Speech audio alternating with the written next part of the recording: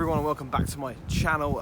Took the weekend off, so I haven't really done a review for the Preston game, which I'm now doing now. I'm going to do a double upload today, so we have the preview to the Huddersfield game tomorrow night and the review from the Preston game Friday now.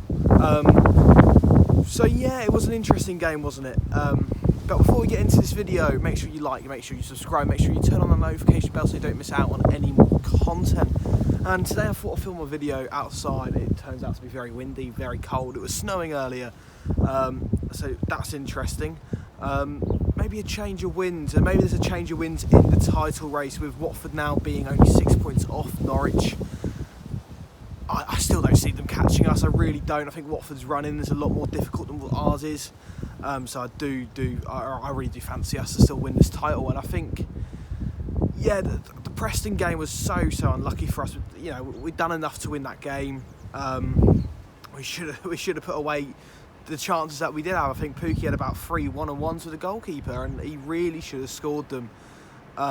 So we were unlucky in that sense. But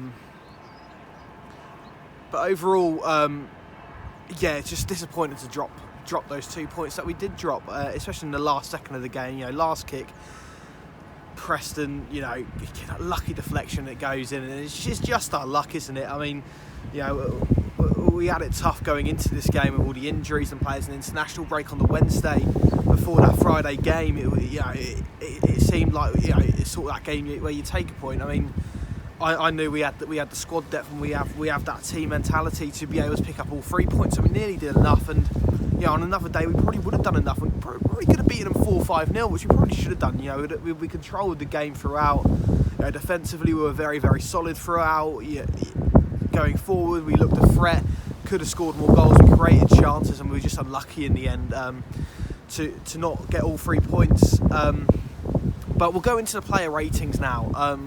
So we'll start with Tim Krul in goal. Again, if he kept the clean sheet, probably would have been a 7 out of 10, but just because he did concede at the end, it's got to be a 6 out of 10. You know, looked comfortable overall. There's a few times where, you know, his distribution wasn't at its greatest. You know, he was kicking the ball out of play instead of towards the player. So yeah, I think Krul deserves a 6 out of 10. Not his best game, but not his worst by any stretch of the means. We'll go right back to Barley Mumba, who came in for the injured Max Aarons. You know what, Barley had a decent game. I mean, going forward, he looked a threat. He looked really good going forward, looked very comfortable, but there was just times, just the odd bit of sloppiness where you could tell, you know, he hasn't played a lot of football, first team football for Norwich.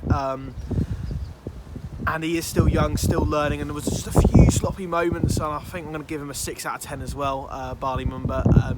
Yeah, looked okay in most parts and looked very good going forward.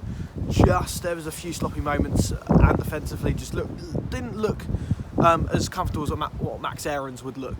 But I still had a good game, Barley Mumba. Still had a good game. We'll go over to Andrew Omobamidele. I think I got that right. We'll just call him Big Andy. Big Andy.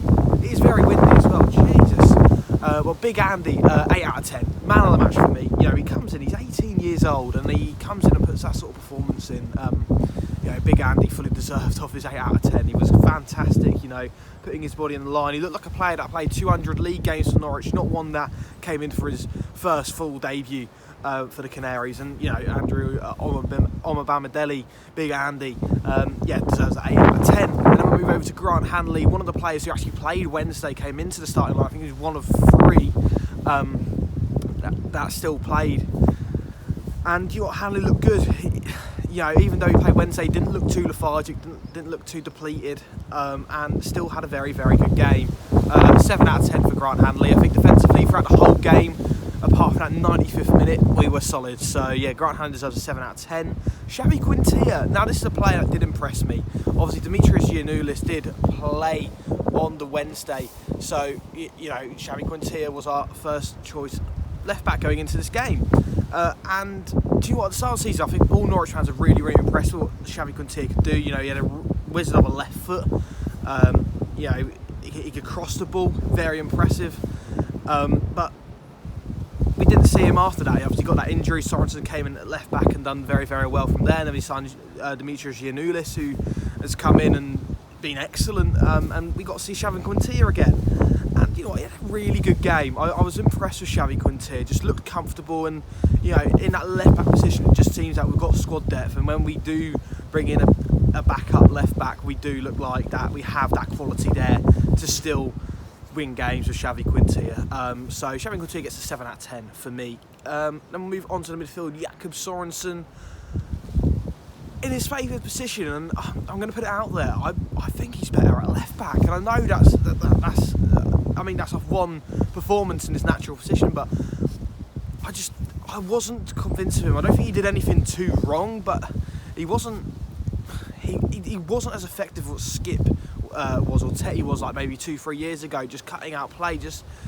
I felt like he was a bit missing at times. So Sorensen gets a 5.5 out of 10 for me, if I'm honest. I think he was kind of that weak link in the side. You know, he still didn't play poorly. He just wasn't as effective as what I thought he would be in his natural position.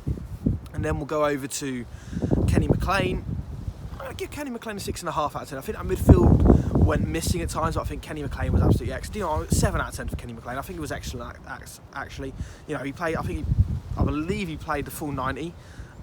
You know, coming off playing a full 90 on Wednesday, just like Hanley, did very, very well. Kenny did. So yeah, I think 7 out of 10 for Kenny McLean, definitely. I think that midfield did go missing at times, but it's understandable. You know, Kenny McLean is going to be tired after playing in midfield for Scotland on a Wednesday and then going and playing midfield 90 minutes for Norwich on a Friday, and he did very, very well. Then we'll go over to Buendia, 7.5 out of 10. Scored that amazing goal and just caused Preston so many issues. And he was getting kicked and beaten left, right, and centre. Because Preston defenders couldn't deal with him. They couldn't deal with him, and I think the referee was poor in this game. You've got to look after the players, and he certainly didn't look after Buendia. He could have easily got injured this game, and he just didn't even give a booking. So. Rarely gave a booking for Preston, but as soon as Onel Hernandez comes on, makes his first foul, it's a yellow card. So there's got to be a bit of consistency there within the refereeing on a whole in the EFL, to be honest. But that's a whole other subject in itself. And then we'll move over to Todd Cantwell. I thought Todd played well. He looked okay. He did, look like he had that sort of skill to beat those Preston defenders, and 6.5 out of 10. Wasn't as effective, but still was very, very good. 6.5 out of 10 for Todd Cantwell. Kieran Down the 10, 5.5 out of 10. I just don't think he was that effective. Just didn't really look as effective as what he usually does. I was expecting to see a little bit more of him. Unfortunately, we did. I think when Marco Stiepermann came on, we saw a bit more of him than we did than Kieran Down in the first 60. So 5.5 out of 10 for Kieran Down. Wasn't poor, but wasn't great. And Tio Puki was a 6 out of 10. Again, those missed chances kind of cost us the 3 points. If we would have scored those chances, it used to be a 10 out of 10 performance. But a 6 out of 10 for Puki. Just those missed chances did cost us the 3 points in the end. On another day, you'd put your house on him scoring those chances. So it is unfortunate. They didn't put them away. It did kind of cost us the 3 points. But those are the player ratings, and that is the match review from Preston done. So if you have enjoyed this video, please like and subscribe. Hopefully the audio is alright. It's very, very windy today. And didn't bring my mic out with me, so if you did enjoy this video, please like and subscribe, click that notification bell so you don't miss out on any more videos. Also go follow my socials, the links for them are down in the description, and I shall see you guys later.